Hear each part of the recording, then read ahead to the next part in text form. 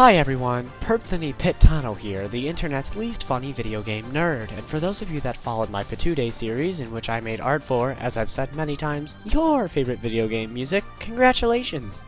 You've made it to the end, and this is one last fun activity to round us out. For those of you that haven't, don't worry, this video functions independently, exactly as advertised. I've received some song recommendations from some of my fans, and I'm going to rank them. Curious how this works? You won't be for long. Back in April, I declared the 27th of the month my own national international holiday for no apparent reason. Some of my fans did some voting on their favorite of my favorite songs, and each time they did, they were given the choice to recommend songs that they'd like to add to the playlist which all of the candidates came from. Today, it's time to prove myself as a discolored gremlin of my word. Alongside providing my 2 cents on all 77 of the songs you guys recommended, I'll be placing them onto this tier list. Let's walk through each category. The fine line which will distinguish whether or not a song is worthy of addition to my personal playlist, video game music, and some other stuff I jam to while I should be studying, is that which lies between B and C tier. Moving up from that point, songs that have gotten themselves into B tier will have just proved themselves as not only bearable, but something I'd go out of my way to listen to again, even if only under very convenient circumstances. Even then, songs high up in this tier might be much more than decent. Special, only not to an exceptional degree. I say that because there's a high chance that I did not vibe with your favorite song. A tier means this song has it all. Pleasing and well-constructed melodies working together to form something that not all artists can accomplish. It stands out from the rest, but it's still not all that it can be. I could listen to this song on repeat for a while, but I wouldn't enjoy it if it were stuck in my head for over 2 days. Crossing over into the fabled S tier mostly relies on personal preference. Anything worthy must shock and amaze me, providing something unique and brand new, as well as tapping into a deep-seated nostalgia. Let's look at the other side of the spectrum. Songs in C tier just weren't enough to make the cut. Although very well made, they just aren't my style and don't do anything to stand out from the rest. If it came on the radio, I might even jam out, but I wouldn't go out of my way to find it afterward. D tier is where songs that begin to be unenjoyable will go. I don't expect many songs to fall into this category unless my tastes wildly differ from whoever suggested it, or there is something in it that I just can't find any ounce of my soul that can enjoy. F tier, on the other hand, is where the worst of the worst go. I highly doubt anything will get here unless someone was unabashedly trolling. That's about all you need to know. Just don't expect any footage of my live reaction to these songs, otherwise this would be 3 hours of music videos with occasional interludes of "This is actually pretty good." Alright, let's jump right into these, starting with the first alphabetical recommendation. Wow, I was not expecting to start things off this way, that's for sure. Even from the opening, I'm reminded of when I was 11 watching videos with titles like Best Vocaloid Songs 2014. Now, I know what you're thinking. Patu, this is not a Vocaloid song! It's J-pop! Not all J-pop is Vocaloid, you degenerate! I just think that it's cool to see how the relationship between Vocaloid and other music has evolved over time to create something greater than the sum of its parts here. Every melody throughout the song is strong, sweet, nostalgic, and a very cohesive mood is created by the vibrant synths, rock guitar, and the vocalist's scratchy and echoey performance. All of these details are working to complement each other, and then the song erupts into a piano solo, which then turns into an epic synth solo, and then the chorus repeats in a slightly different pitch, which is executed perfectly and becomes the cherry on top. This is definitely going somewhere in S tier. Also, just a heads up, a lot of the songs on this list, like this one, are going to have lyrics. You're not going to hear any of them in the background of this video, and that's just to prevent this from sounding like "Without a fire but a desire." That is, of course, with the exception of songs that don't even have available instrumentals, which are just going to have to be played very, very quietly. Understood? Alright, let's move on. This song wasn't recommended to me through Patude polls, but in the comments section of part 6 of the series by one @KetchupMikey. Right off the bat, this song slaps you in the face with a suspenseful tune on the electric guitar, setting up the electrifying 1 minute and 34 seconds to come. The melodies to follow are performed over a series of Sega Genesis-style instruments, and create the perfect atmosphere for a 90s style beat-em-up. The song sounds like it was ripped from classic Castlevania, with the texture of the song blending dark metal with zany digitized trumpet fanfare. I will say that at some points, the melodies veer into kind of weird places though, and this song feels more like a second to last boss than a final boss, especially given how short it is. For that reason, I think this one's going into upper B tier.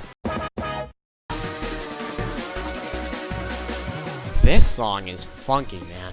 I must say that I do like how it meshes the sound font from Megalovania with breakcore elements to make something fresh and new. While it's definitely the right boost of energy for a final boss, I don't think that it's all it could be. Although the main melody is plenty nice, it feels mostly atmospheric, especially after being used consistently throughout the entire song. I mean, it's only 1 minute and 26 seconds of music, but it feels much longer than that due to lack of originality. Additionally, the melodic structures, although very well constructed, feel less like something one would listen to for entertainment, and more like a suspenseful, atmospheric background to the boss fight which takes place as this song plays in Undertale Yellow. In sum, while these synths, chimes, and drums create a very interesting piece, I think I'll pass on this one and put it in high C tier.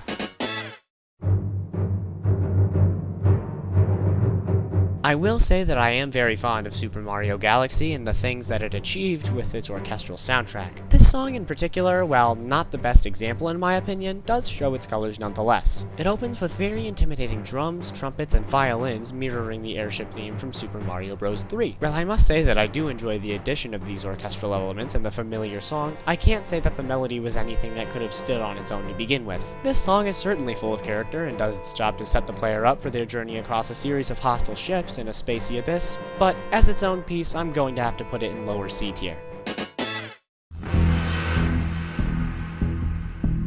From start to finish, this song had a lot of strong components working together. First, you're hit by the deep bass, then the atmospheric and mysterious percussion, all of which build until interjected by exciting strings, which quickly turn melancholy. This song is certainly a mood. Unfortunately for me, that's all it really seems to be. While Alien Manifestation is incredibly well constructed, none of the melodies stick out to me. It has a lot of great things to offer and utilizes them well, but I don't feel motivated to add it to my playlist. Well, that's what I was going to say, but then I discovered the vocal version of this song. It was just enough to put it over the edge and bring it to B tier, adding the melodic flair that the song needed.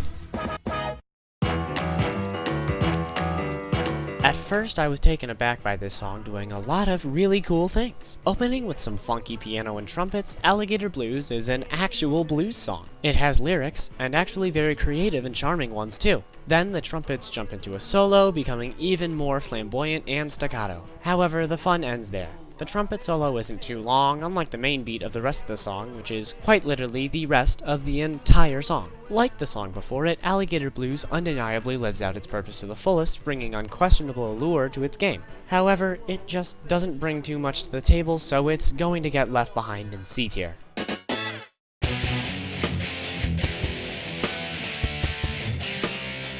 This song starts with some pumping yet slow rock guitar, the deepness of which contrasts with the rest of the song, going on to introduce synths and digital breakcore-esque percussion as the bass lightens up. Right when you think there's going to be a beat drop, we get the bridge, mellowing down into some somber piano. This whole time, the song has been a little funky, but just before the beat drops, we get some even more compressed drums, which abruptly go mute, which was, in my opinion, a very nice touch. Then choir, which I remember? Hey, wait a minute, this is the same sample used in Aria of the Soul. It was right under my nose, yet this much different rendition goes the extra mile, vibing with some sweet punk rock. This is a solid A tier.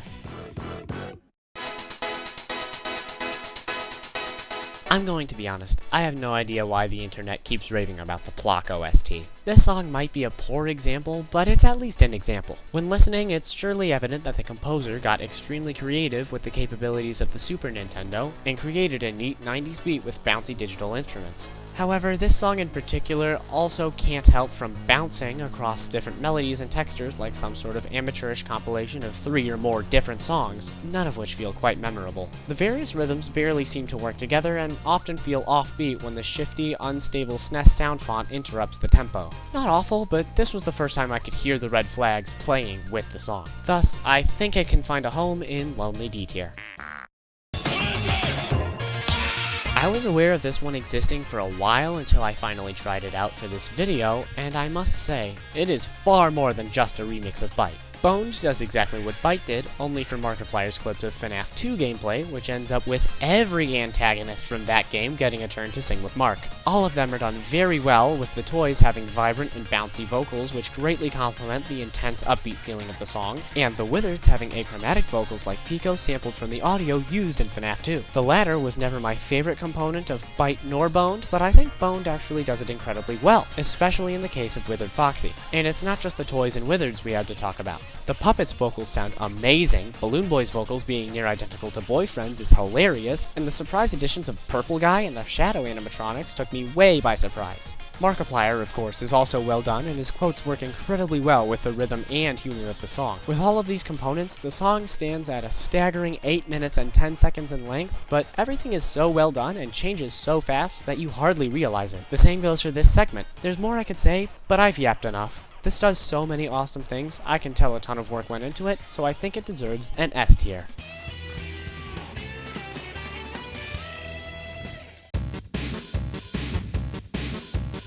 Yes, I've heard this song before, and I'm guessing that you have too, so I'll keep things short. The only reasons this song was never on my playlist to begin with were that said playlist didn't quite exist when I first played Undertale, and because Bonetrousle's very low runtime of 58 seconds caused it not to stack up with the likes of some of the other songs in the game. Still, Bonetrousle's iconic melodies are so well made and catchy that they make for a perfect 58 seconds. This theme is so bouncy and silly that it's perfect for Papyrus, and it's hard to believe that it largely only consists of chiptunes and violin.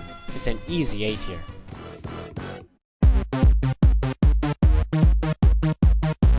Back when Friday Night Funkin's Twinsomnia mod hit it big in the summer of 2022, I didn't pay too much attention to it, but I'm certainly glad that you guys made me come back to it. Anyways, the synths which Boogieman opens with set a precedent for the rest of the song being quirky, spooky, and suspenseful, all while remaining fast and upbeat. The song also does a lot of great stuff with vocals. For one, it gives full lyrics to Monster, which is never easy to do, and it does it well. Not only does Monster sound creepy yet smooth, but the twins themselves use their super clean vocals to remix the melodies of Monster's lines to stand out without lyrics. While not the most outgoing song on the surface, I have no complaints, so it can sit comfortably in B tier.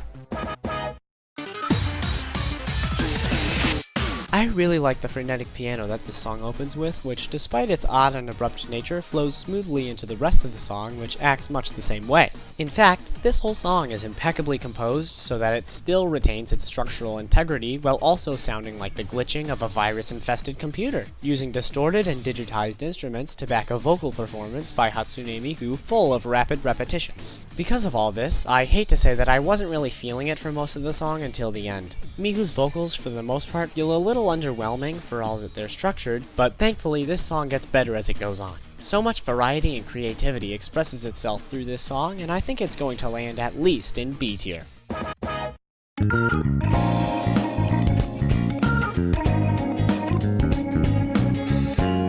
This song has a ridiculous amount of components in it that work way more well together than you'd think they would. For starters, the song opens up with some soothing, jazzy bass, which transitions so smoothly into a rap performance and then to a more traditional singing performance that I was taken aback. Both of them are so distinct, but performed so well, and then the rapper starts singing alongside the other vocalist, and it's almost like it's the composer's way of saying, "I told you this was a great idea." And there's as much diversity in the vocal performances as there is in the instrumental, which shifts from one instrument to the next as if it has a big band on speed dial. Tons of different strings take their turns adding something new to the song, and then there's a piano solo halfway through and a trumpet solo at the end. This isn't the type of song I would usually put in S tier, but it's so well done and so enjoyable that I have to do it.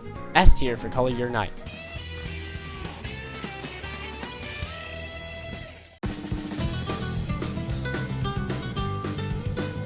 Hey, who put my theme song here? All jokes aside, I wasn't really expecting much going into this one because of what I remember from the 3DS and its audio output. This theme's opening surely played into that. Just one classical guitar playing the main melody and another on the backtrack. I was actually surprised by how much they held their own, but then the song erupts into something way more amped up than I remember when the guitar got lighter and a ton of drums rushed onto the scene. Even then, more instruments came in. First a funky, scratchy organ, and then a deep bass. Don't get me wrong, the traditional strings still carry the song, but the equally strong addition of the rock elements creates something entirely new and entirely awesome. This is on par, if not better than the Smash Bros. Remix, and for that we're putting this in A tier.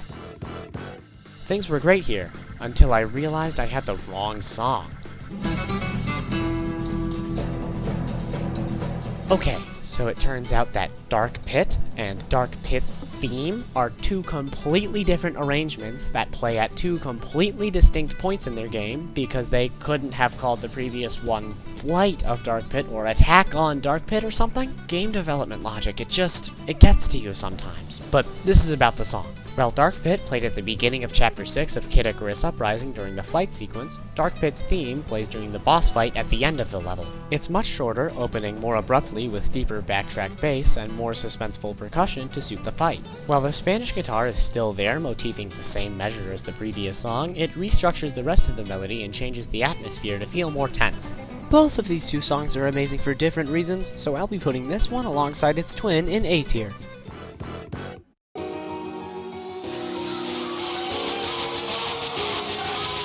You might be able to deduce from my past activities that I've heard this song before. While many of the songs on this list were initially deemed as unworthy of my time, re-evaluation has its potential, as we saw with Bonetrousle. The question is this the case with Demise? While I initially had high hopes upon hearing the intro, once MX and BF open their mouths, their melodies are all very hit or miss, and none of them feel memorable. Still, this song has grown on me, but even that changes around 1 minute and 45 seconds into the song when the upbeat yet fearful vibe I had been enjoying is completely replaced. It doesn't help that this song has been memed to death for it. I still can't unhear Epic Cody 999's comment that the underground segment of this song sounds like Dave and Bambi fan song.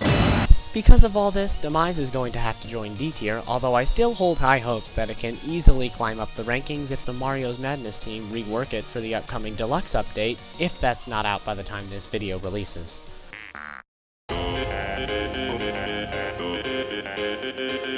What do you know, it's another Mario's Madness song already. Don't get me wrong though, it's a very different case from Demise. After an eerie opening dialogue between Secret History Mario and Boyfriend, the song opens into an upbeat swing tempo as piano, high brass, and then sharp guitar file in to make things very excitable. The song carries a gingery vivacity as it continues, and everything harmonizes in that indescribable way that just tickles my brain, you know? The difference though is that instead of contributing to the vibe, it kind of changes things to be slightly more relaxed, and this carries through for the rest of the song. So while this didn't play to my expectations, it was still a very well-structured song with funky melodies that suited my liking, so I'll put it in the ever-expanding A tier.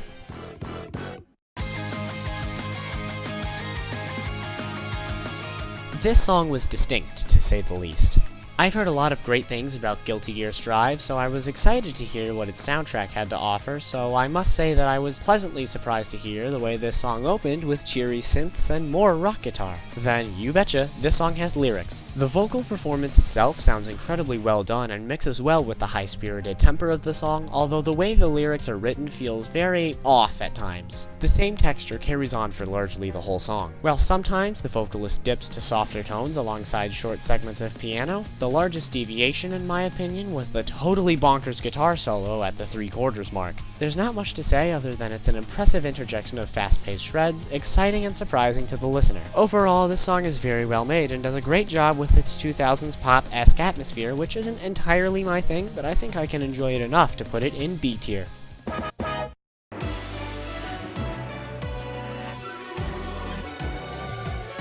When Fire Emblem Engage first came out, I never got it despite how much I liked Three Houses, and now that I hear this, I think I might have missed out. This song opens with modern and bouncy percussion, guitar, and bass, backed by more traditional sounds of strings and brass, like a more excitable next step from the soundtrack of Three Houses. Not to mention, the lyrical performance is amazing! I liked this song a lot, and I think it makes a lot of sense when considered upon the merits of Disaster with Passion. The previous song's main texture remained unchanged for the majority of the song, while in Emblem Engage, the backtrack changes drastically in mood, sometimes even in pitch, to create variety every few seconds. Outside of this, Emblem Engage also has a somber piano bit and an epic guitar solo, but they feel more in line with the existing chord progressions of the song, less of a deviation, and more of an evolution. Also, the phonics of the lyrics match up more with the notes of the song, making it feel smoother. On top of all that, the vibrant minor chords add to personal preference. Emblem Engage just does so many things so well, even beyond the standard. Because of this, and the fact that it excites my personal biases, I have to put this one in S tier. Sorry, not sorry.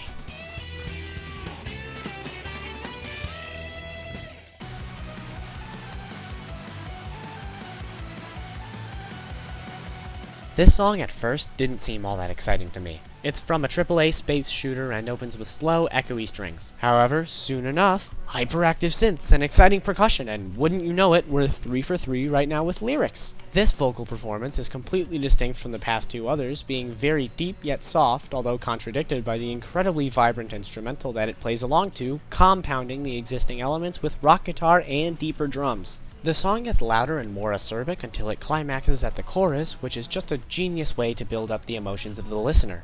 As the song goes on, I genuinely feel as excited as the blaring instruments. Also, the writing of the lyrics has gotten progressively better since Disaster of Passion, the ones here feeling genuinely cool and edgy, which is greatly complemented by the vocalist's increasing scratchiness, if that makes sense. This song is an absolute jam for all of these reasons, so I think it makes the most sense for it to join A tier.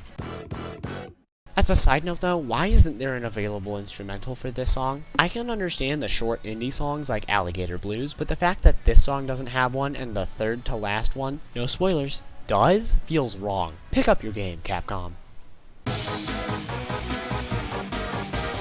I got recommended a lot of music from Undertale AUs, and I think Eye for an Eye is a good reference point in this respect. It's exactly what you would expect, serving as a theme for a fight with everyone's favorite No More Mr. Nice Guy, following the same formula as Megalovania, albeit with a few twists that I'm excited to talk about. For starters, this song is very suspenseful yet bouncy in a way, motifing the song that might play when you fight Sans in a minor key. It uses largely the same, if not very similar instruments to the original Megalovania, except for a deep, digitized guitar which adds a ton to the uniqueness of the song on top of the already strong melodies. Outside of that, Eye for an Eye definitely plays to the listener's expectations until the slow part at 56 seconds in, which uses some short high notes to complement the usual low tones, and then the guitar segment at the end absolutely erupts into an exciting solo, which definitely took me aback. I want to put this in A tier because it's a great song and a total jam, but I've been adding a lot of songs to that tier lately, and because it's just a Megalovania AU song that loops after only 95 seconds, I think I'll put it at the top of B tier.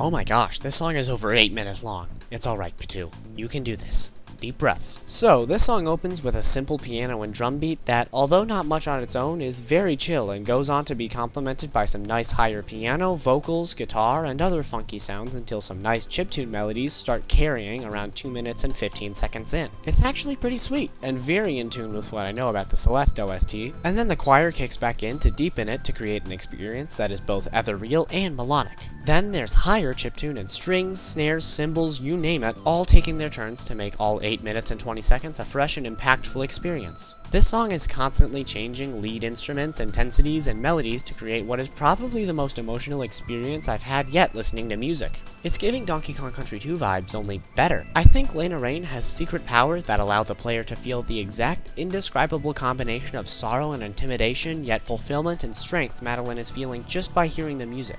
I'm going to give this an S. I can't imagine any way that this song could be better at what it's doing than it already is.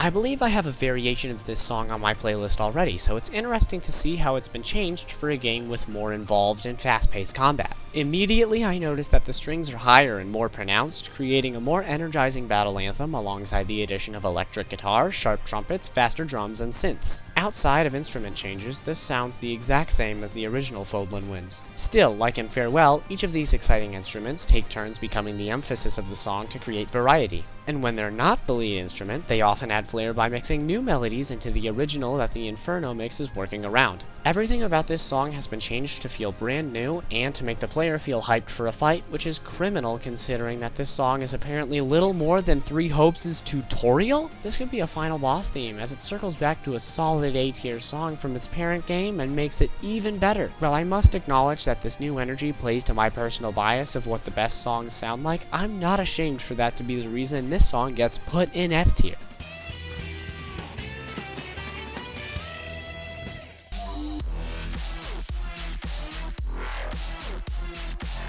Whoever recommended this song spoke very highly of it, and I must say that I was expecting quite a bit from it, especially after seeing that its composer did Annihilate for Just Shapes and Beats. However, in all honesty, I don't understand the appeal. This song does have some variety jumping from different instruments and melodies throughout, but none of them feel very inspired. I don't know, it might just be too dubstep for me, but none of the melodies themselves feel memorable, and they all drag a little long for my liking. None of it sounds bad, and I can tell that a lot of thought went into the strong instrumentation for this song, but it kind of sounds AI generated. It's a great example of strongly composed dubstep, but it feels a little devoid of actual music. I understand why a lot of reasonable people like this song, but in my opinion, I can hardly see Funkle anywhere other than D tier, so that's where it's going to go.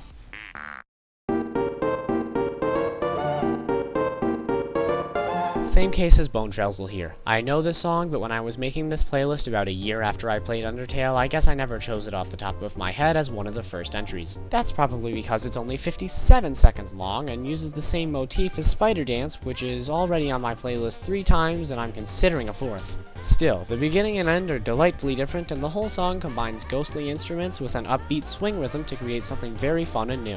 I won't waste your time here. This is gonna go into A tier with Bonetrousle.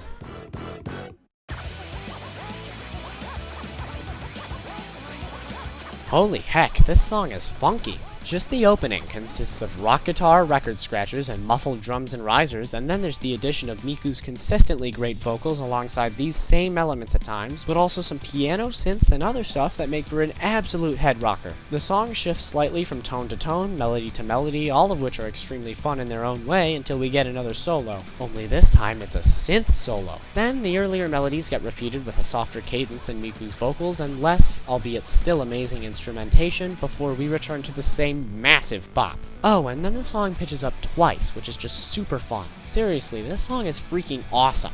The chord progressions and melodies and stuff are exactly in line with what activates my dopamine levels, and Ghost Rule as a whole rocks unimaginably hard. S tier, no question.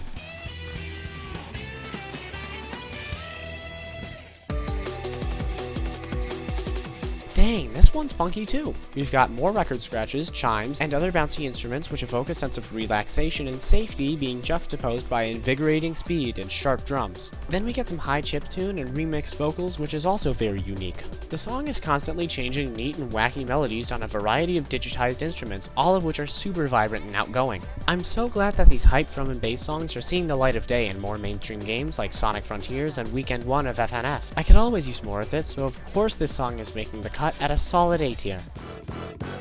This is why I'm glad I'm doing this. Now I get to see how cool of a soundtrack Neon White has, and now I'm turned onto it as a game that I'd like to play in the future. Speaking of such,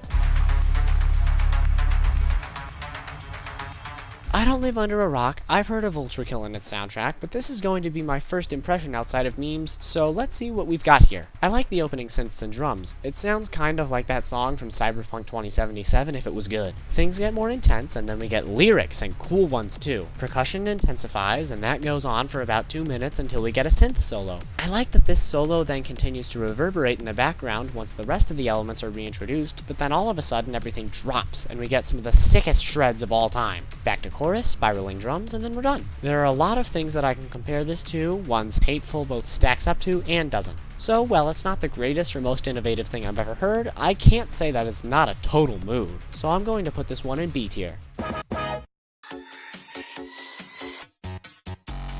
This EDM song opens as bouncy, digitized strings fade in, followed by a series of synths that build up until the vocals kick in. I don't speak any Japanese, but from what I've gathered, this song is an ode to Hatsune Miku, so one might understand why I was very confused when I first heard these vocals being performed not by Miku, but by the creator herself, who is apparently a mainstream artist with her own studio albums in Japan. She's even worked with other well-known Vocaloid song creators, and the one she collabed with in this song was responsible for another song that I hold near and dear to my heart already. Anyways, I thought that was interesting, but back to the song. In Hibikase, Rail's vocals blare with auto-tune to match the synths, which are heavy throughout the track, which majorly follows a formula of instrumental segment, verse 1, verse 2, chorus, vocal solo, repeat. All of these are very well composed, so in the end it comes down to personal preference to place this song. I liked the melodies, but they were quite unique from my ingrained biases, so much so that in my first listen I wasn't vibing much at all. For these reasons, Hibikase will enter B tier.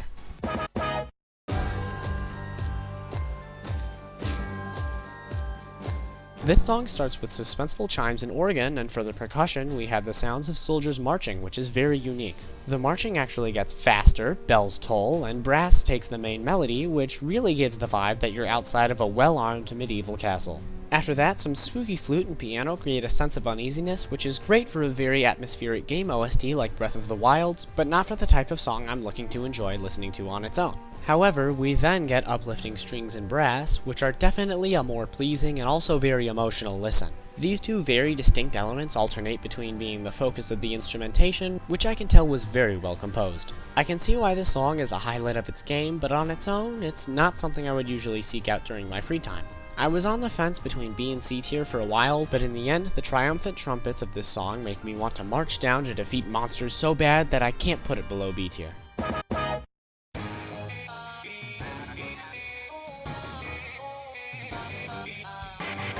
There's no intro to this one. It just cuts straight to the chase with Wega's vocals backed by jarring strings, guitar shreds, thumping percussion, and ringing bells. It feels quite in line with what one might expect from Mario's Madness, but that's not a bad thing. It's actually surprising how high quality this is for a scrapped song about a meme character.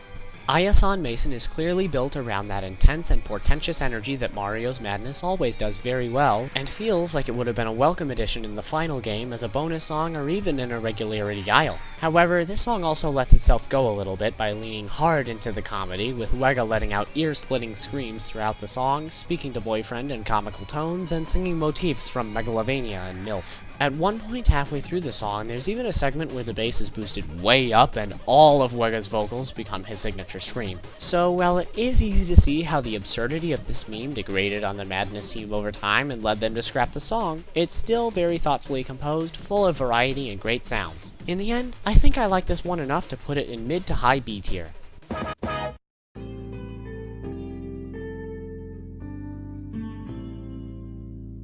Oh, this is the absolute territory guy, isn't it? The person who recommended this song did not leave a good impression, but I was kind of surprised to hear that it was actually really good.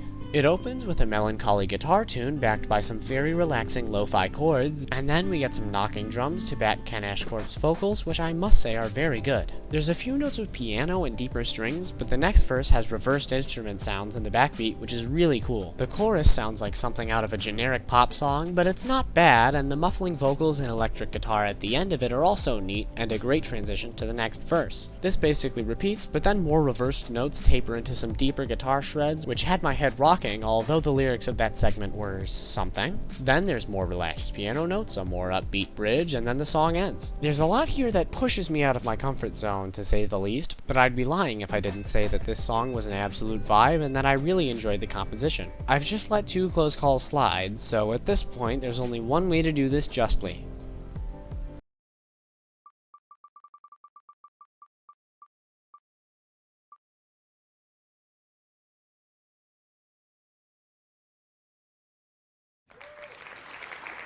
Gosh darn it, alright then. Actually, now that I think about it, if you look at this the right way, it's totally a gospel song, so that's cool.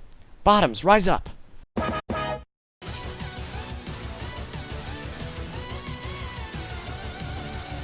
Do I even need to explain this song? I've played Pizza Tower on this channel before, and even flaunted my 101% completion as Peppino, so it should be no secret that I've heard this song many times. The only reason it wasn't on my playlist in the first place was because that it had to grow on me. I mean, the main melody isn't as strong as in most other songs in the game, so I guess I put a bookmark in this one and forgot to come back to it. Not only does the track use a variety of interesting instruments, but manipulates them in a way that makes them feel even more striking. This song is super wacky and full of variety, and while it does repeat the main melody throughout the song, it never does so in a way that feels predictable or unoriginal. Being the epitome of funk, I almost want to give this song an S tier, but that feels a little too outlandish and unwarranted considering how I used to feel about the song, so I think a strong A feels more fitting instead.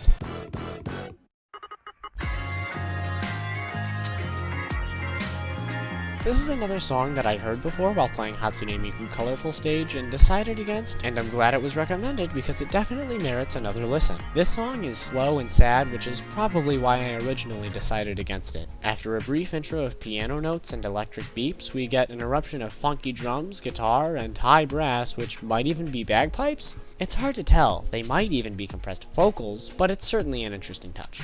these sounds are almost exclusively what is heard in the instrumental of the song outside of a few instances of chimes, although it's not necessarily a bad thing, as the melodies they perform are not bad at all. Neither are those of the vocalists, although they do get repeated frequently. The only verse that doesn't is sung at 2 minutes and 32 seconds into the song, and that one could grow on me too, to say the least. I was so on the fence for this one that I listened to it so many times until I eventually just became too invested. So here's your beat here, Jishou Mushoku, you lucky scoundrel.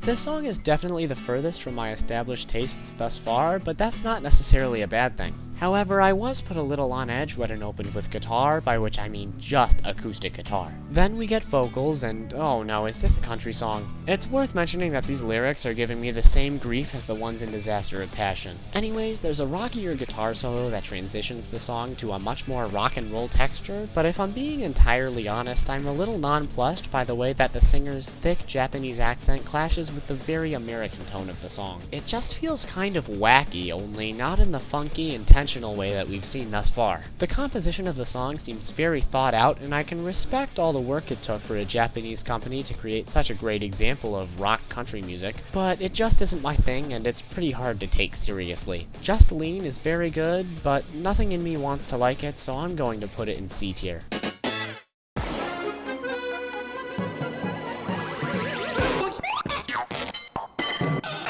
Okay, this song is built different. We immediately get Miku's vocals, which are very digitized and echoey, and the first things I hear besides that are accordion and a variety of cartoon sound effects. Also, this song is over 8 minutes long. We're in for a wild ride. I'm honestly at a loss for words to describe this one. So, imagine a typical popular Miku song, only crossed with the type of song you hear when you're watching a show or playing a game set in France, and also Monkeys Spinning Monkeys by Kevin MacLeod. And also crack cocaine. You might now be able to see why this song is so confusing and intriguing. Anyways, after around 3 minutes of this, Miku's vocals start spiraling until we get a sound effect solo. You heard me right. It's like Kikuo got the whole Hanna-Barbera library and cut them up into this.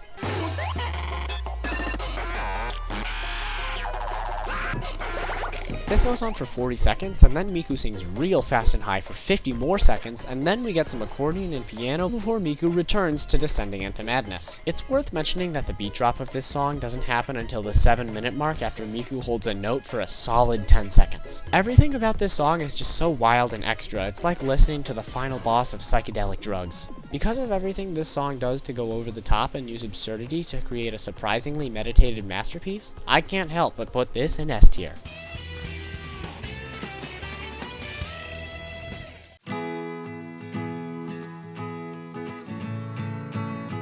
This song is overwhelmingly simple. Acoustic guitar is the only instrument in this song, and the only other sounds than that are the singer's voice lines, some whistling at the beginning, and a growly voice that sings one word at 2 minutes and 4 seconds into the song. Really, there's almost nothing to say here.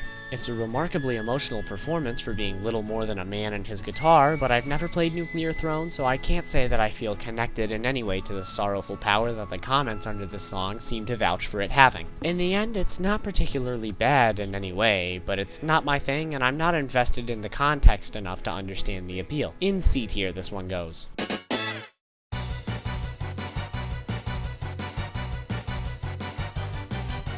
This song hits me as being everything that an Undertale AU song should be, using a range of digital sound fonts to create a rich and musical experience that has its own array of moving parts that form a cohesive and enjoyable song, but isn't overcomplicated nor overstates its welcome. The melodies do pay homage to the original Undertale OST, but are strong and unique on their own, and the song plays them on a variety of quirky sounds like xylophone, distorted saxophone, and even background choir on occasion to build its own atmosphere and become incredibly distinct. I also like how the song maintains variety not only by using many different melodies throughout, but when it does repeat them, it changes the instruments playing them to up the ante. Overall, this song is no S tier, but I can see that there was an incredible level of intention in its composure, and it manages to be up my alley enough to merit itself a comfortable A tier.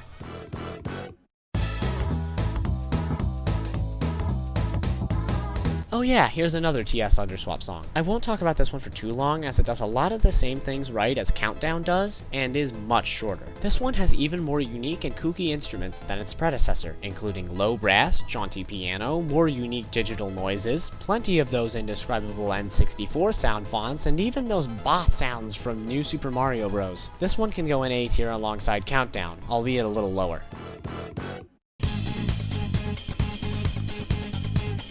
This song is very Persona 5, hitting you right off the bat with high and upbeat guitar and drums, then getting lower to accommodate Lynn's consistently great vocals and adding sharp notes of violin, smooth organs, and even more to make for one funky masterpiece. While Lynn's aforementioned performance singing is of course the focal point of the song, Life Will Change is by no means reliant upon it, with just as much of the song as there are lyrics having none whatsoever. This song is unimaginably hype, and there's no doubt that if it were added into Smash Bros. Alongside Joker in 2019, which, let's face it, it should have been, it would have absolutely been on my playlist from the very start. While its fair, yet not exceptional level of complexity seems indicative of an A tier, let's face it, this is too much of a total head thrasher to go below low S. Seriously, this is awesome!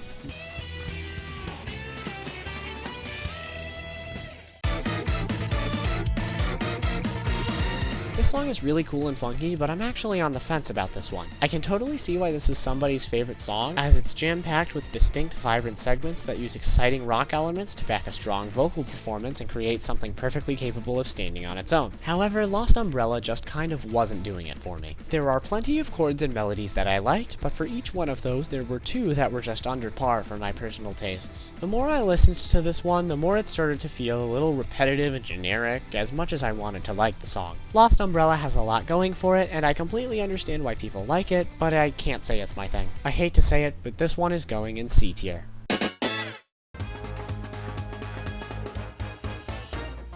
Oh boy, it's nostalgia time. This is one of those songs that a lot of us know, but just kind of don't think of when it comes to being prim and proper when talking about good video game music. At least that's how it feels for me. For anyone that hasn't heard this song before, what were you doing in the mid-2010s? Anyways, this song is full of its signature synths and bombastic brass, and while that might be the main thing that people remember about this main theme, I was actually surprised upon listening to this song in full by how many other components were involved in it. There's piano, chimes, rattling drums, and plenty of deep electric guitar stealing the show throughout the song. Besides that, this song is a classic and has always been an absolute vibe. It's no masterpiece, and the piano feels a little off-key at times, though, so I think B tier would be most fitting for this song.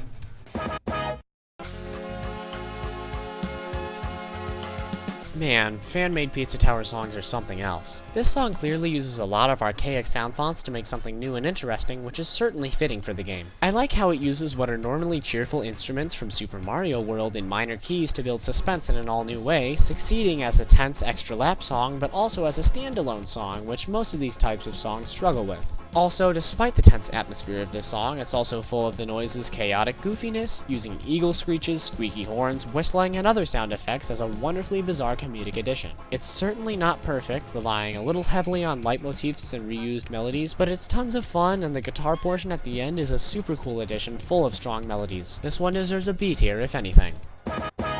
Although, as a parting note, why is the apostrophe at the end of the word till? It's supposed to be at the beginning. That's not how apostrophes work. Out of all the songs on this list, I'm by far the most familiar this one, as I've been on and off to it for years ever since I first listened to it. We've seen quite a few songs straddle the sacred line between B and C tier, but this one is truly a special case for me. The song is full of peppy drums, organs, and guitar, all of which are really solid. These are mainly the only instruments played, but they work really well with each other and are performed in a very unique way that makes them sound much more interesting. I say performed when this song was most likely arranged digitally, but you get what I mean. Outside of that, there's a triangle that dings throughout the chorus, but that's about it. This is all really a matter of personal opinion, but while the chorus is really good, the main repeating verses are just alright, and the bridge is kind of a vibe killer. At that point, Gumi is just talk singing. Thanks, Lin-Manuel Miranda. So I let this one really marinate with me, and my final verdict is A. Yeah, all of that had kind of grown on me, and I had totally forgotten about the ending, where the chorus is played softly, then normally, and then we get just the instrumental of it, which gets played more and more intensely until it absolutely pops off, which I really enjoyed. Maybe I'll grow to dislike this song again, but for now, I'm grooving with it.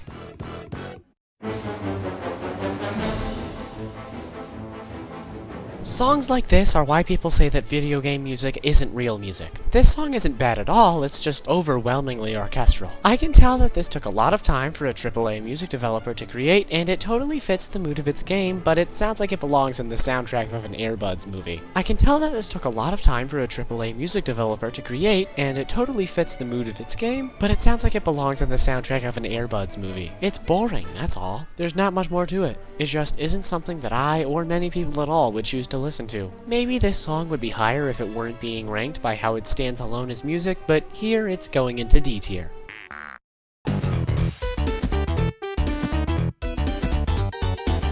Holy Sega Genesis! This song is really good, but it's less than 2 minutes long, although that's all it really needs. There's really only 3 unique melodies in this song. An opening drum line that sounds weirdly like the beatbox from Fresh, and 2 verses that sound straight out of the original trinity of Sonic games. All of them are great, although the song begins repeating them after only 40 seconds, with the exception of a segue into a slightly altered main melody after 1 minute and 12 seconds, which is completely excluded from the official upload by Undertale Yellow. Because of this, the song definitely lacks variety, but the overall sounds are pretty strong and enjoyable, so I'll put this in low A tier.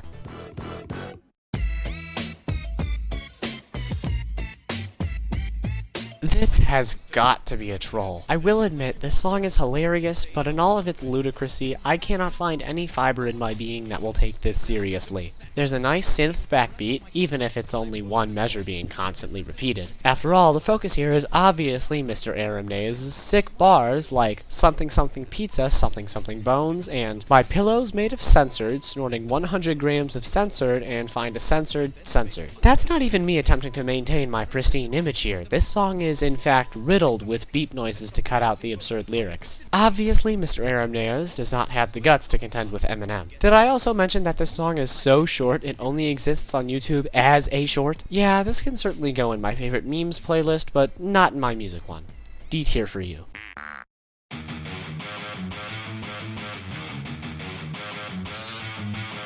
For another Megalovania AU remix, this was way more than I was expecting. First off, our opening is not a super catchy chiptune bit, but instead a straight-up metal guitar. After a few seconds of this, we get a cohesive and suspenseful Megalo-esque song that uses instruments from throughout Undertale and Deltarune's soundtracks, especially that bit-crushed brassy noise from Power of Neo and the guitar from Versus Suzy. Then, however, we get the most emotional little somber segment with powerful violins, choir hums, flutes, and bells. Then still, the guitar goes absolutely bonkers, and then again we get the original melody of Megalovania altered to fit better with the heavy metal tone of the song. This song had me smiling, dropping my jaw, and shaking my head, but it's still not perfect, the largest reason why being that every upload of this song includes a brief second phase tune which once again reprises the Megalovania motif, only driving up the stakes even more with some organ. It's great, but there is no clean transition to it, which is a little disappointing. Thus, I'd like to put this in S tier, but I think that the top of A would be more fitting.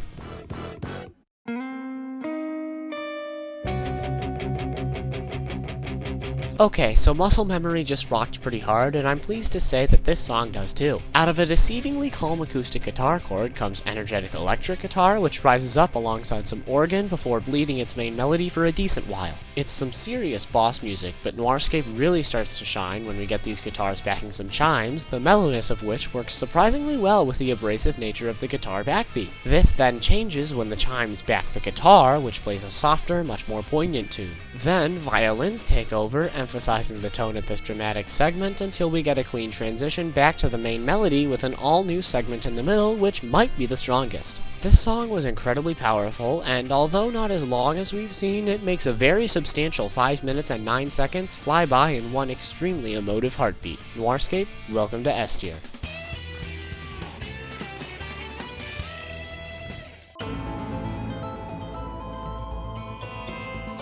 This song strikes the listener with an eerie chime tune supported by some shifty percussion, synths and risers, as well as some signature Celeste chiptune, all of which sounds straight out of a C418 song. The atmosphere is strong in this one, and it builds throughout the song, climaxing as the strong emotional appeal is combined with the strong stirring melodies before another assortment of heavy electric guitar steals the show. The deepness of the emotional climate of the song is really all downhill from there at the 3/4 mark, but it certainly doesn't stop being good from there. While this is certainly another impeccable performance from Lena Raine that's filled with variety and depth, it didn't quite get me moving and grooving like an S or high A tier, but I can't deny how good this is. This is low A at least.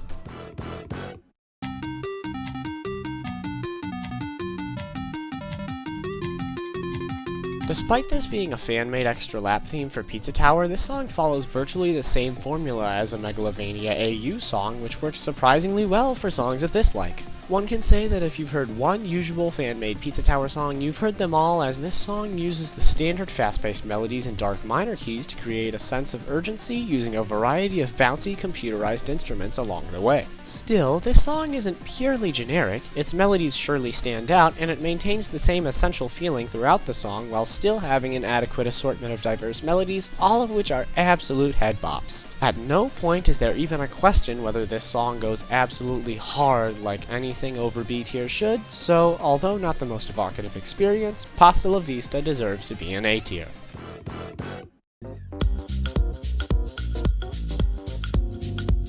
Well, this is pretty jazzy. We start with a chill Hammond organ beat, which gets more upbeat alongside some scat vocals and percussion. Furthermore, we have other organs, trumpets, and all the bells and whistles to make for a funky, spooky rave tune. Phantasmal Phunk is full of bombastic energy and funky sound bites, and certainly matches the quirkiness of a game about witches that get involved in some freaky situations, to say the least, but there's really not much more to it than that. This all really comes down to personal opinions, so I must say that I find it a little repetitive and unintriguing. Also, the fact that we're going even further over the NSFW line than we were with Ken Ashcorp with this one isn't really doing it for me. In sum, this is a fun song, but it's a C tier for me.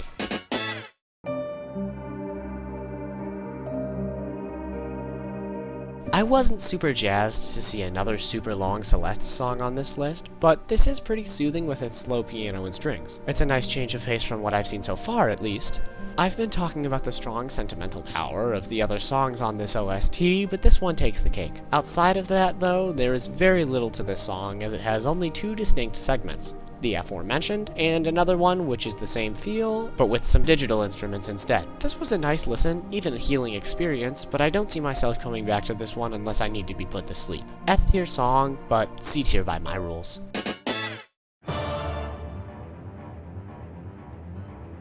Okay, very stark contrast from Quiet and Falling. This is music for slaying a dragon. Organs, choir, violins, cellos, bells, trumpet, very low piano notes. It's perfect for standard boss music, but it's also very orchestral, and you know how I feel about that. Still, this song isn't all atmosphere. The melodies are potent and unique, definitely not forgettable, but not much to describe either. I can see why this is key in creating a very invigorating moment for the many people who have played and enjoyed Hollow Knight, but it's no One-Winged Angel. I know that sounds harsh, but like I said, I'm not the most fit critic for this type of song. It's a C tier for me. Really cool, but not something I'd listen to in my free time.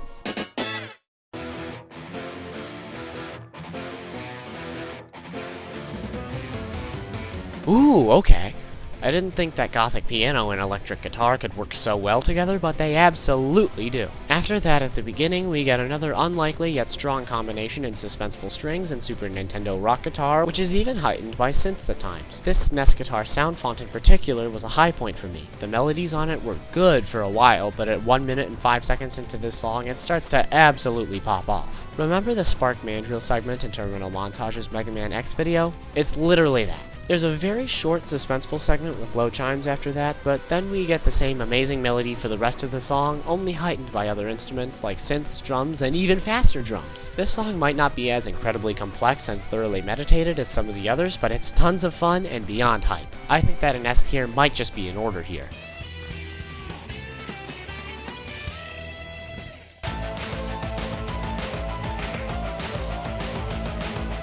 From one Undertale Yellow song to the next, this song establishes a very different tone by building off of echoey piano by gradually adding other beats until it can cleanly transition into an electric guitar segment, which was really cool to see. After this part though, there is a very abrupt switch to a less exciting segment with deep vocal notes. The rest of this song is then spent going back and forth between these types of sections and the ones with the upbeat rock guitar. Over the following minute and a half, not only do the lower segments become more exciting as they combine with more instruments, but the guitar in the higher parts gets increasingly more impressive. I must say that I liked this one a lot, as it was quite in line with my personal tastes and composed immaculately, but it wasn't the most outgoing thing I'd heard, so I think an A tier would be most fitting for it. Did somebody ask for another Undertale AU song? Well, that's what you're getting. This song in particular is not quite like the others that we've seen, which were all very original songs, but instead a close remix to the original Spider Dance. Eventually, it does bloom into something very distinct and has its own very strong and distinct melodies that go back to the OG chiptune sounds with some very emotional violin. However, in my opinion, this just feels like a very awkward rehash of Spider Dance, as when the few original measures aren't playing, we get almost the exact same song, only with some more staccato sounds, which don't necessarily work to its favor. And don't even get me started on the opening, which is the exact same, only with added beeping every few seconds that makes my ears want to bleed. I can see why this is the best song in TS Underswap for a lot of people, but I simply can't get past that part. There's no denying that the rest of the song is an absolute banger, but I can't bring this one above C tier for that reason.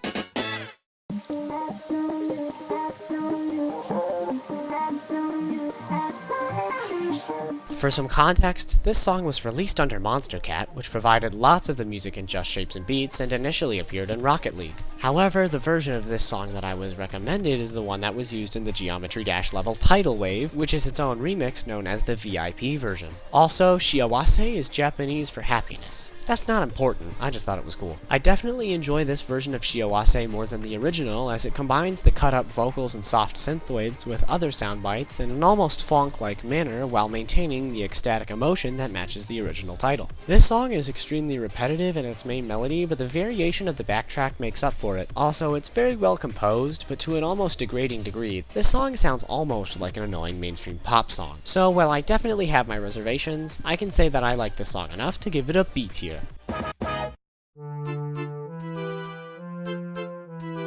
This is a nice little N64 shanty, you know, not too complicated, uses nostalgic compressed sound fonts, and doesn't use more than 2 different melodies, but changes background instruments to create a little variety. There's not much to it, it just lacks overall diversity and isn't any more interesting than what it needs to be in its game, so frankly it's a high C tier. But wait, this song is in Smash! This version opens with a quick, dramatic chord before playing virtually the same song on more modern instruments, and then adds some drums for additional flair before changing completely to be on a whole new lead instrument, then changing the background instruments as well, making them much more unconventional and fresh. Even some rock guitar gets added, and then we transition to a brand new, much more menacing and orchestral melody, which sounds more like a boss theme than a chill courtyard tune. Then we briefly get an even chiller version at the end on flute and harp with the most satisfying ending melody to cap things off, then cue loop. This song adds so much diversity to what was once a simple warble remembered almost solely by its ability to evoke nostalgia. This version of Song of Storms is filled to the brim with emotion and feels like experiencing an entire Zelda game in only 2 minutes. For that, I think it deserves an S tier.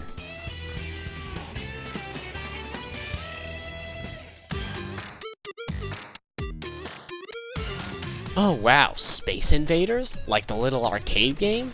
This is gonna be so retro and sound just like a simple chiptune song. Nah, screw that. This goes hard. Where was this song in Just Shapes and Beats? Yes, we do open with chiptune, but even the minimalist opening segment is full of layers, and it only gets more exciting from there. Bit-crushed beats erupt into vibrant synths, and then turn into a deep yet still fast dubstep beat as we get a soundbite of a reporter warning of an alien invasion, which is hilarious, but doesn't distract from how strong the actual music is either. The rest of the song is filled with different synths, chiptunes, and other digitized sound fonts that create tons of variety and express tons of deep feelings by constantly changing tone and vibe. Due to how narrow and specific all of these sounds are, my musical vocabulary is a little limited to describe it all, but this song nonetheless fills my senses in tantalizing and incommunicable ways. It's also worth elaborating upon the way that this song tells a story with its creative sound bites. There's even another dialogue portion which was also very well executed, and after it makes mention of an intimidating, screaming extraterrestrial, the instruments seem to screech in accordance, which is just one example of how much intention went into this experience. Much more than just a song. If it's not obvious yet, Space Invaders is getting an S tier as well.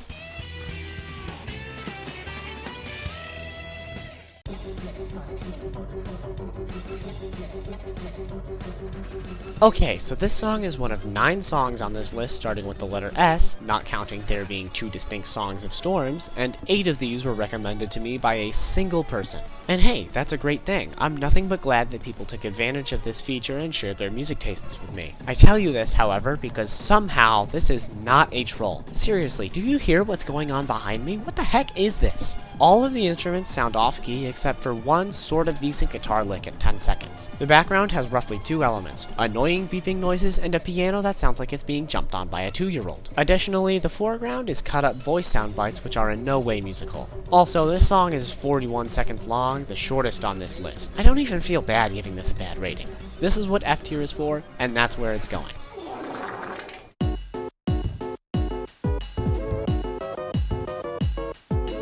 This song starts by being a more staccato version of its counterpart, Ghost Fight, like Scones and Bones, but it feels like it actually does it right. Then, after only 10 seconds, the melodies are all new, and use their own range of sound fonts from the Sega Genesis, like Majin Sonic's voice and Agoti's voice. Man, FNF has fried my brain. These new melodies are notably lower but much more lively and rich, which not only feels fitting for TS Underswap's much more self-confident version of Napstablook, but also like a sensible enhancement of Ghost Fight itself. It's hard to say more here. After all, this song just stimulates my neurons in that special way that good music should, and there's not much more to it. Enjoyable, but not particularly memorable, pleasant, but not outgoing. Because of this, it's no S tier, just a nice song, and that's exactly what A tier is for.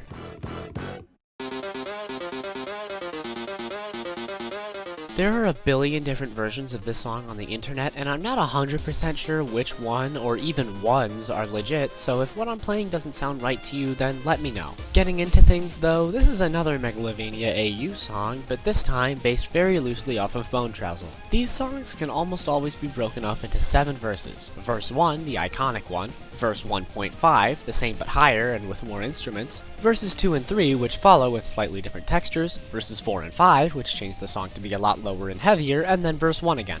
For striking the demon down, verses 1 and 1.5 are absolutely legendary, as they should be. Verse 2 feels almost the exact same as the original, which isn't a bad thing, and then verse 3 loses a little traction by veering off key a bit, but makes up for it by being the most creative. Verses 4 and 5 are solid, and between them is almost straight up Bonetrousle, which is funny, but also done in a way that doesn't distract from the tone of the rest of the song. That's about it. This song uses almost entirely the same instruments as Megalovania, with the exception of frequent tolling bells and other much smaller touches. Striking the Demon Down feels the same as its parent song, and I mean that in the best way possible. It feels like listening to Megalovania for the first time, a second time.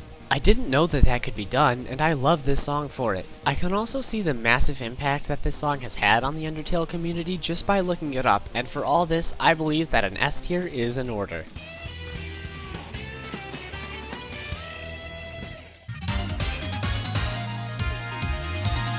After Studiopolis Zone Act 1 was one community post away from taking gold out of all of the choices on my playlist, it's hard to believe that Act 2 wasn't even an option, so I think it's high time to see how it stacks up to the first. This song has its own unique opening, and then repeats the main melody on digitized brass rather than synthwave. After that, the song alternates between more of the melodies in Act 1 with different instruments, and its own assortment of unique ones which carry the vibe in their own special way. Honestly, I think that this song is just as good as the original in different ways. While Act 1 was a little calmer and more soothing, this one is even more upbeat than its predecessor, and feels the most at home with T. Lopez's take on Sonic music out of the whole OST.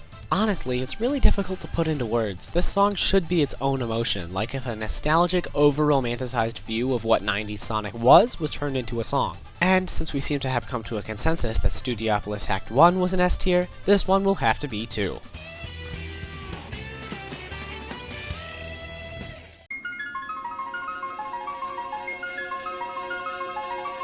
Out of the 8 songs that the aforementioned anonymous user recommended for the letter S, this was the one that they seemed the most adamant about.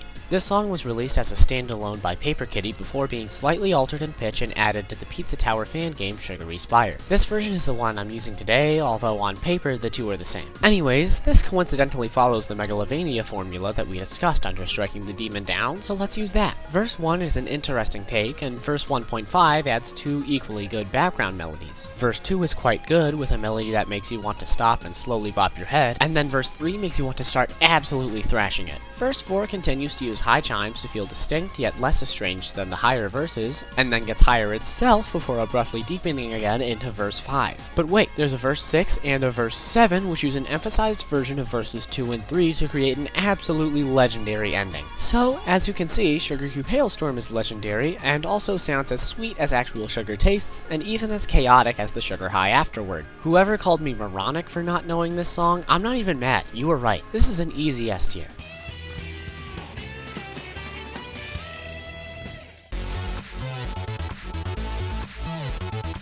Alright, here's another dubstep song. As you've seen earlier, I can either really like these songs, like we saw with Space Invaders, or really dislike them, as was the case with Funkhole, and I feel like Therodynamics here rides somewhere in the middle. I'm certainly not a fan of pure core dubstep, but when it begins to merge with EDM and be more musically pronounced, that's where I really found my groove playing just shapes and beats, and Therodynamics is like that to a degree. This song almost exclusively uses the scratchy synths, which are synonymous to its genre, but there is one segment that uses violin, which creates some variety. However, outside of that, this song can definitely feel a little repetitive. The individual melodies of this song are low A tier at best, and can beat themselves to death a little bit. Also, this song is a little janky, with few clean transitions between segments, and a very abrupt ending. I like this one more than Funkhole, but I still am quite vibing with it, so it looks like C tier is its best fit.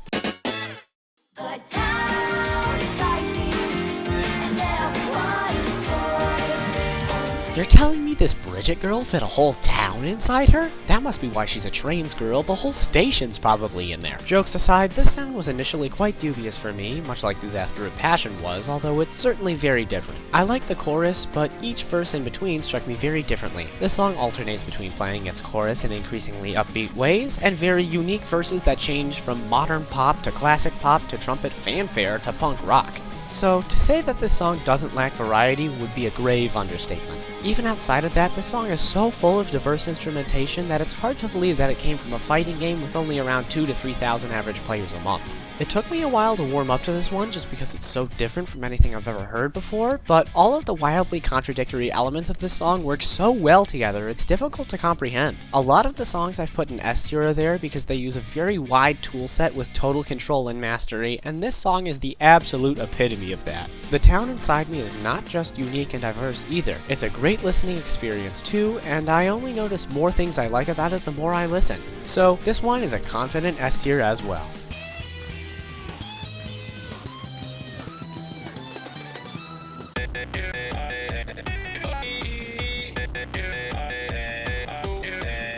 Okay, do I even need to talk about this one? My most popular upload as I write this has to do with FNF, and I even have the game bookmarked on Chrome. The fact that has never been on my playlist is absolutely asinine, so I'm very glad someone reminded me to add it back on. This song was a perfect introduction to Week 7, blaring its digitized guitar, emphatic bass, and splashes of other unique soundbites signature to Kawaii Sprite style. Despite all of the memes that use this song to its most abrasive potential way back when, this song is still just as much of a bop as the day it came out, and deserves an A tier, minimum. Enough said.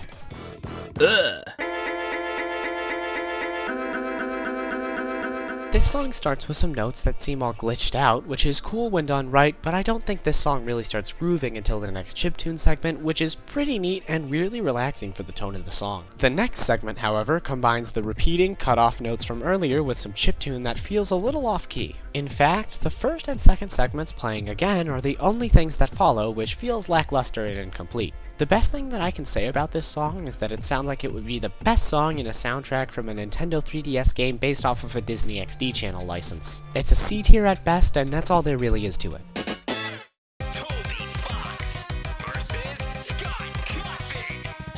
An FNF mod song based off of a fan-made ERB between the two greatest indie game developers of all time has to be my favorite thing I've seen while making this video. This song is just as goofy and upbeat as any O'Wurple or Vluguy song should be, using the iconic peppy piano that marks their most memorable songs. I can't say that any of the melodies that Fox or Cawthon sing are very memorable, and they often rely on leitmotifs, but I suppose that's also pretty in character for Vluguy. Still, it was interesting to see the motifing be done not on the Living Tombstone songs, but on songs made or inspired by Toby Fox's work instead. Another nice touch was the fact that the actual rap battle this song is based off of gets mashed up with it near the end. All of this is tons of fun and the perfect recipe for another certified Vluguy jam, but not the most original or innovative. I know that it's supposed to be derivative of a Wurple guy, but it still can't hold a candle to the best of bass D-sides, so I think an A tier is most fitting for this very lively and charismatic, yet not overly innovative song.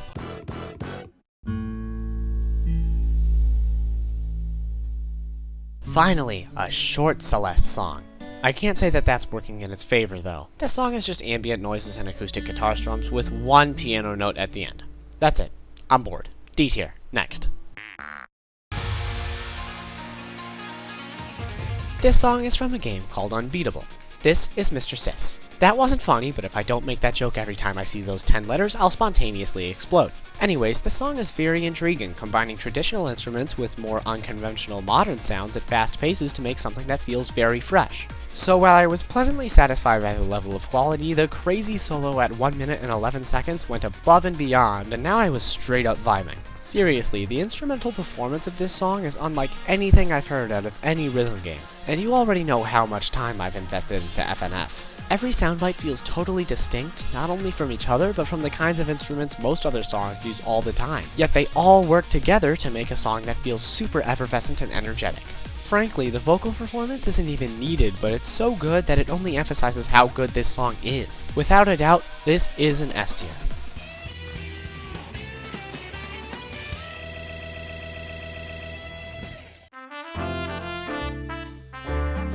Yeah, this was the result of one person trying to find a song for every single letter, and this one only even counts when putting its Chinese name in the Roman alphabet, because otherwise it just means Tuesday. This song is about as exciting as a normal Tuesday, too. It's literally less than a minute of jazz music. It's not bad, but it sounds like background music to one of those gardening mobile games that put 95% of its budget into fake advertisements. It's not as boring as Vovo et Vovo, but it's still a C tier.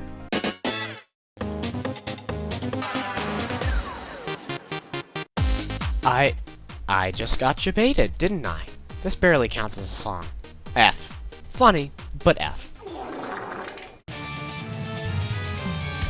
This song makes for a very interesting home stretch. I think that it can be broken down into minutes. The first minute is C tier, opening with some low guitar, which makes way for some beeping and organs that create frankly lackluster melodies. There's a decent segment that's just the guitar too, which is played well but leaves a little to be desired. The second minute, however, is totally S tier, using synths and higher guitars to play some absolutely heavenly melodies, which are definitely the highlight of the song. Minute 3 is B tier, carrying the tone but still feeling empty on its own for the first half before becoming more uplifting and interesting as it builds to minute 4 with the addition of some piano and violin on top of the existing rockier instruments. The ending itself is A tier, reusing this segment from minute 2, then ending like minute 1.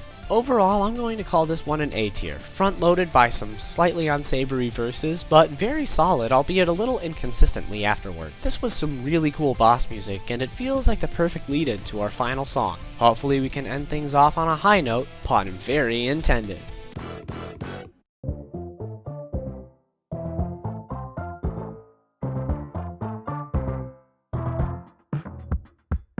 Oh. Well played, my friends. F tier.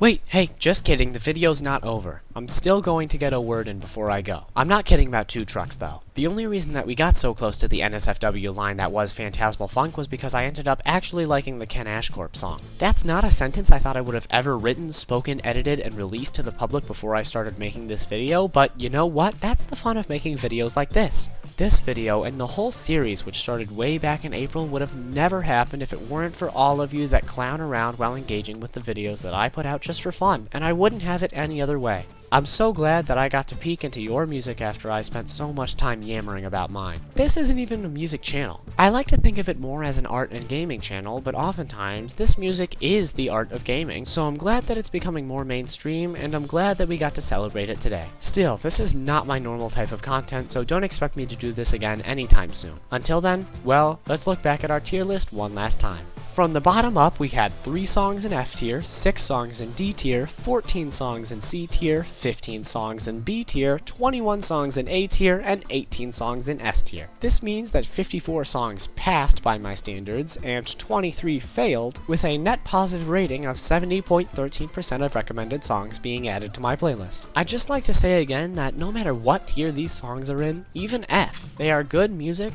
I respect those who enjoyed them, and I'm glad that I got to experience all of them for one reason or another. At this point, the songs in B tier have grown on me to be just as enjoyable as those in S tier, and I even like those in C and D to a degree, even if it's not enough to listen to on repeat. So, one more time, thank you to my audience for allowing me to do this. I'll see you next time, and always remember, every song is Megalovania if you tweak hard enough.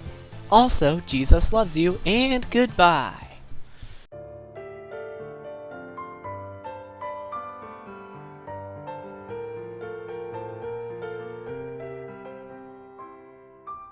Hey everybody, these outro segments are often little more than empty space for lifeless self-promotion, so I've decided to make them a little more fulfilling by using this space to read some Bible verses. One that I came across while making this video was Hebrews 12:1 and 2, which state as follows. Therefore we are surrounded by such a great cloud of witnesses. Let us throw off everything that hinders and the sin that so easily entangles, and let us run with perseverance the race marked out for us. That was verse 1. Let's run through it. So, the cloud of witnesses God has given us might be the greatest resource that we have in this life to grow in our understanding with God and each other, building the kingdom of God where we are. And if you don't feel that you can pray with your peers, pray for them, because remember, God gives us the power to throw off everything that hinders and entangles us, no matter how hard it seems. I know that can feel unrealistic at times, but it is undoubtedly true. God is so much bigger than any of the struggles in our lives, and He's always waiting for you to accept His offer to help you out. And running the race marked out for us, that's just a reminder of God's great plan. We can't see it, but it's there, and it's so much better than any seemingly gratifying ideas which we on our own could possibly build our lives around. And let us not forget whose name we all do this in. Verse 2. Fixing our eyes on Jesus, the pioneer and perfecter of faith. For the joy before Him he endured the cross, scorning its shame, and sat down at the right hand of the throne of God. If you're hearing this, thanks for sticking around, and I'll see you next time. Also, Disaster of Passion should have been way higher than B tier. It's too late to change that now, but that song is awesome.